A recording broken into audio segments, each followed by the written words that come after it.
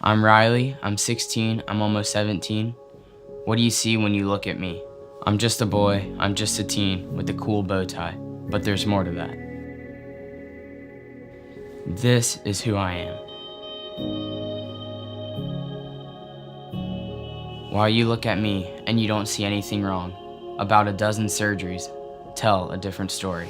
My life's pretty typical. I go to school, I play sports, I walk my dogs, some nights I work, I have a great family, I have a great church family. So what's not so typical is I have a bone disorder.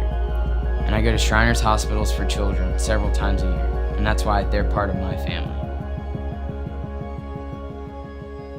So when Riley was about 15 months old, in his own way, he was telling me that his finger hurt.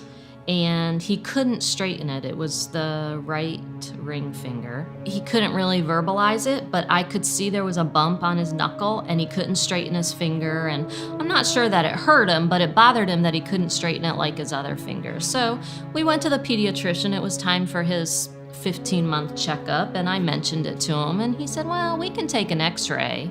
He looked at it and he said, it just looks like an extra piece of bone, nothing to worry about. I wasn't happy with that answer. His left arm would always stick out a little bit farther, and older he got, worse it got. I went to a pediatric orthopedic physician here in Orlando. So they did a full body x-ray. When I first saw the x-rays on the screen, my stomach dropped. I knew at that moment something was terribly wrong. So his bones were not nice and straight and smooth. It was not a normal picture of a skeleton that we're all used to seeing in science class.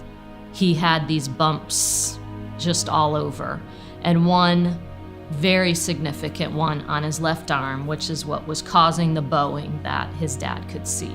So the doctor had described it as something called hereditary multiple exostoses. It was so rare, and I had asked him if he had had any other patients with this, and he said no. I was on the phone with my mom, kind of telling her everything that was going on. And she said, well, what about Shriners? And it's like this huge light bulb went off. We immediately got the information, filled out the application, and within a month he was accepted, and a couple months later we had our first appointment with Dr. Hess.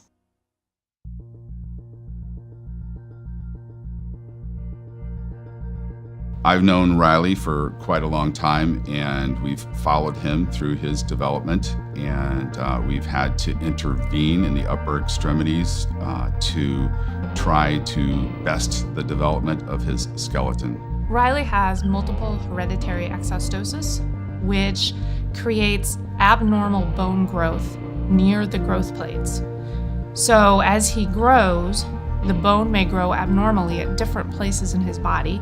Over the course of his skeletal growth, the bone growths change and his knees change, and it changes how he's able to function. Riley is relatively severe in that every one of his bones is involved.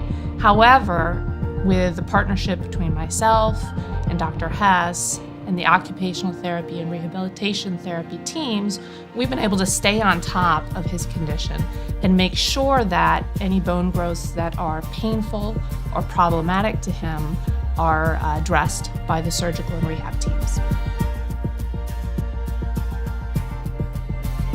Riley came to me privately one time and told me that a lady at church had told him that she was praying that God would heal him.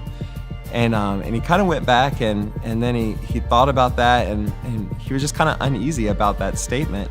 And he came to me and he said, I don't really think I want God to just completely heal me because of the opportunities that my disorder has actually given me to kind of speak into especially little kids' lives. And but he was actually using it to impact people's life around him.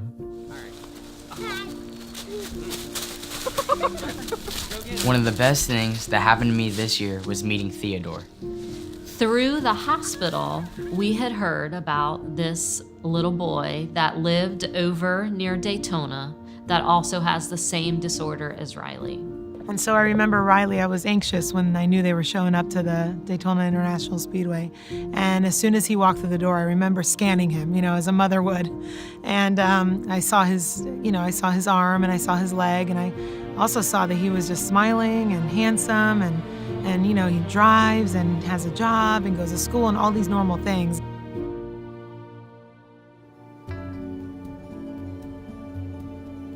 The hospital's giving me all these events and it's PR related.